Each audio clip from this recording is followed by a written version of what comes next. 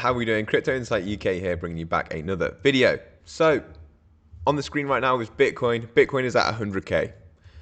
Breathe that in, enjoy it, and let's look at what's going to happen next.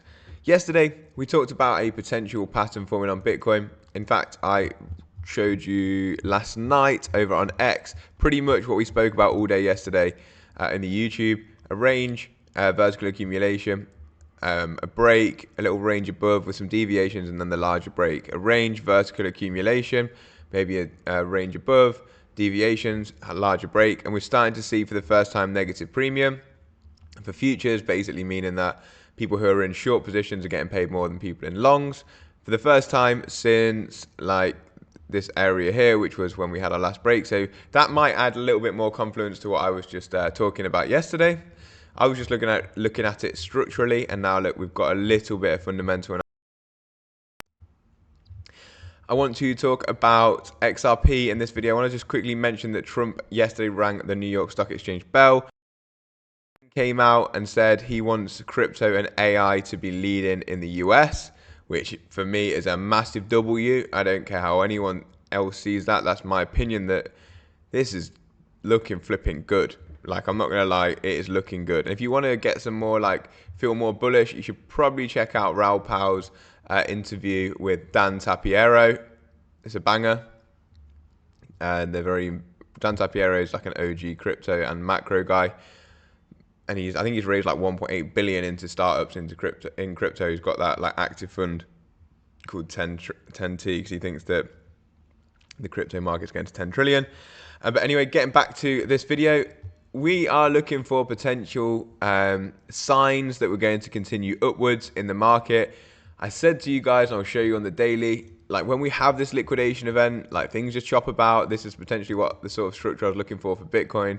That's that range that we're talking about. But for alts like XRP, I said we could chop about for the next few days. We're still chopping about. It's nothing new here. I actually did open a position yesterday in this area because I've just got low leverage. So I don't think a lot of people are calling for a pattern like this. I'll show you what a lot of people are looking at. I can see why. They're looking at like a bull flag sort of, or descending parallel channel, but it's basically a bull flag. Then they're saying, look, I've taken a short here because we could come here and the risk reward's good. It is a good risk reward. I don't think we come all the way down to test the lows. I would expect after this liquidation day, we probably the reason I opened the position is because, and I'm going to get into this in a second, but I saw other alts pushing up, and that's normally a sign to say we're getting out of this choppy zone. And I looked at Bitcoin dominance and I thought, look, I don't want to move the move up just to get a better entry. So I'm going to open a low leverage position here, and just that I won't get stopped out if we come low, and I've got margin if I want to add to it if I am too early. But that's the privilege of being in the position that I'm in, I guess. But one thing that I would think that is possible for the lows, maybe retest these closes, come down here, maybe just touch these closes here at like 220-ish, and continue. But we also might not, guys, and I could be wrong here, but look, if you look on the daily time frame, the stochastic RSI has been sitting in the oversold for a long while. I think it's ready to start turning up again. The last time we sat in the oversold for this long was literally bottoming here at this 50 odd cent area. The last time we even touched the oversold was also in this area. So that tells you where we are. The daily RSI has cooled off, like for XRP this is, and I think we're ready. I do think we're ready.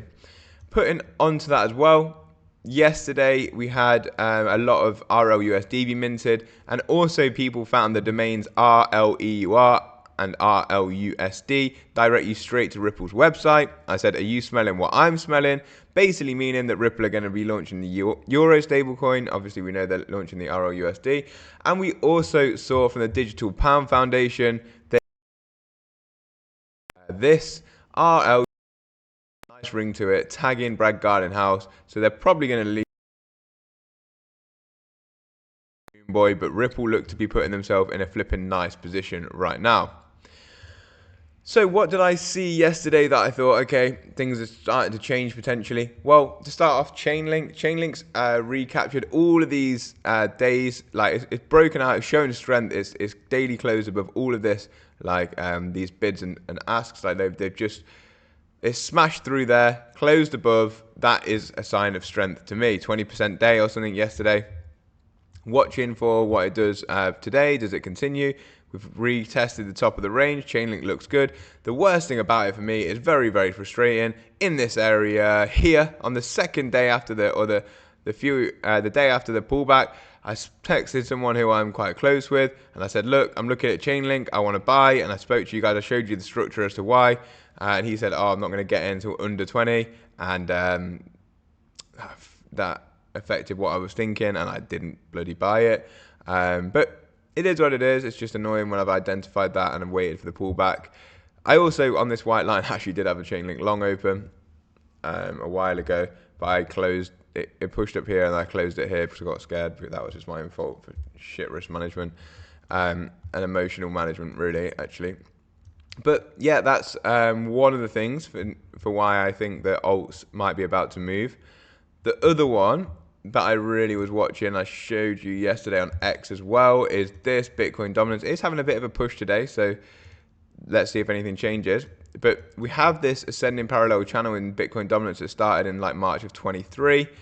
We've respected it this whole time. It fell out of this parallel channel and has since not closed the day back inside, but tested it perfectly as resistance.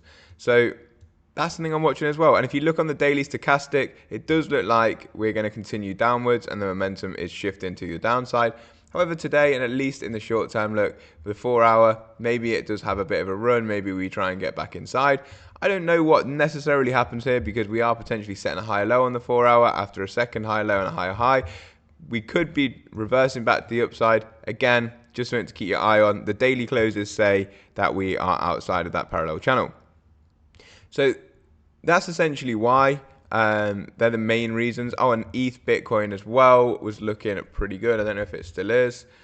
Let's have a look at that. ETH Bitcoin, yeah, it's looking all right. We are slowing down in terms of momentum, but if we again look at the daily, we've had the bullish cross look both on the stochastic coming out of the oversold area as well. This does often mean momentum wise, let's get rid of that. I don't know what's going on over there. That we do continue, but we are at the previous swing high, so this is the main area for resistance. So if you were going to short, this is where you would be shorting.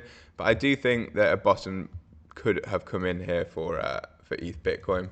Don't know what's going on there. I've got too many drawings going on. But we are looking at this descending trend line as our main area of resistance. And the reason that ETH Bitcoin is so important is because essentially to me that indicates alts are going to start to outperform if the biggest altcoin is outperforming Bitcoin. Now, as you guys know, I think XRP is going to outperform both. Don't need to get into that too much in this video. In fact, there isn't a lot more I want to tell you guys in this video. Everything else is going to come in the newsletter today. I'm going to talk about this in the newsletter today, that ETH beta plays like L2s, DeFi, NFTs, I think will outperform ETH. That's why I talked about 1inch and Sushi. And my purchases, I talked about them in the YouTubes, guys, so you guys have been watching that and you know. I also think XRP outperforms ETH, but I think Flare probably outperforms all the above because it ticks the DeFi box and it's kind of an XRP beta. So it's a bit more risky, but percentage-wise, I presume it will do more percentage than XRP, and I think XRP will do more percentage than ETH.